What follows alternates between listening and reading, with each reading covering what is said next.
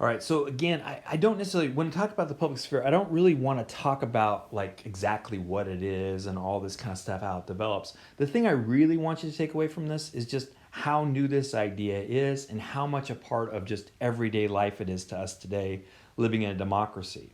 If you went to a dictatorship today, like North Korea, there is no public sphere. All right. And so this is sort of the things that, we think are sort of essential today. Public sphere is a sort of sphere of private people who join together to form a public. Um, so sometimes we have this sort of difference between private and public. Like my private life is my life, public life is our life. So let's just talk about how this sort of develops. Before the 18th century, the only public person in the country is the king. The king is it. The king makes the decisions. The king is the embodiment of sovereignty. They'll even call him or her, if it's the queen, the sovereign. All others are just spectators and advisors. The best you can do is to convince the king to change their mind. But that's essentially it. The king runs the show. If the king wants to do this, that's what you do. If the king wants to do this, that's what you do. There's no separation between the public and private realms because this is all consumed under the king. All right, great. That's before the 18th century.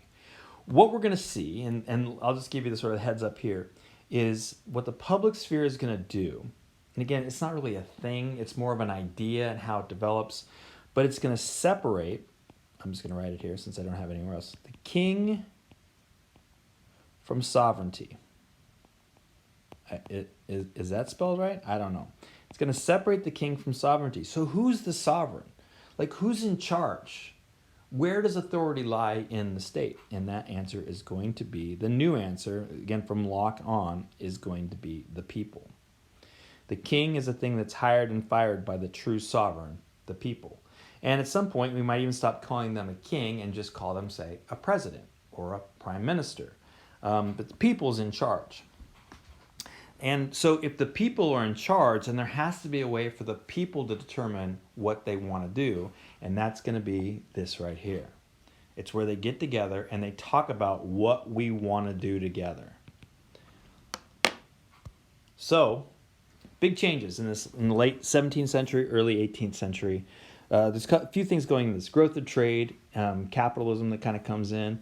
If you're a business person and you have trade going all over the world, you need real news to make this work. And so news becomes a big part of this, and that becomes more available. What's happening in Southeast Asia is not separate from what's happening in London anymore, and so that becomes part of the conversation. Another big change that happens is the Enlightenment, where there's this need to use. Did I even said right? Need to use of reason. All right, that's weirdly written. You need to use reason. You got to use reason in order, and so there's an informed citizenry now. Again, it's not just the king, but I, according to the Enlightenment, have as much contact with reason as the king does. And so I need to be able to use my reason with this information and all that kind of stuff. Growth in literacy. So now there's more and more people. Again, I still don't think I'd say the majority of people, but a growing part of the population, especially the bourgeois class, the sort of middle class, I guess you could say, is learning how to read, has learned how to read. You combine all these things with places to engage in debate. Like, for example, in England, it was the coffee houses, the ale houses. In France, we said it was the salons. There are these places where people, like just average people, I shouldn't say average people, literate people, sort of gather together and they have these conversations. But not even literate people, because in some of these places, like the ale houses, let's say I didn't know how to read, somebody in that ale house knows how to read and is reading the stuff out loud, and then we're having, again, when I say conversations about it, don't think it's any more than just sort of, drunken talks about it. We're not having these like serious debates, but sometimes, that's how this is sort of formed. How ideas about what we should be doing are formed. There's also a growth in bureaucracy. The government is now more than just the king. Remember we talked about this, that there was all these things that caused the state to become, or government to become more centralized around the king, but the king couldn't do everything, so the king creates these bureaucrats to sort of run things. So now when we talk about the government, we don't just mean the king, we mean this whole system right here. The government's now involved in lots of aspects of society. The king isn't just in charge of taxes and isn't just in charge of the military, but in charge of the economy. It's in charge of so many things. And so the government's in charge of that. Now, is the king in charge or is the people in charge? That's where we start to see this sort of shift that begins to happen. So, public sphere is a way for civil society, that sort of all those people, to articulate its interests. So we've hired this guy, let's just say it's the king. I'll put a little crown on.